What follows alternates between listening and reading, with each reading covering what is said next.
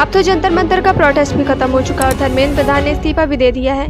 तो चलिए 1 मिनट के लिए जंतर मंतर की इन सारी बातों को साइड में रखते हैं और बात करते हैं असम की। दोस्तों, असम में पिछले 60 सालों की सबसे भयानक बाढ़ है, जिसमें लगभग 7 लाख से ज्यादा लोग बेघर हो गए हैं और 66 से ज्यादा लोग अपनी जान गंवा चुके हैं। पीने के लिए साफ पानी नहीं है और बच्चे भूख से बिलख रहे हैं और 34,000 हेक्टेयर से ज्यादा किसानों की फसल पानी में डूबकर बर्बाद हो चुकी है।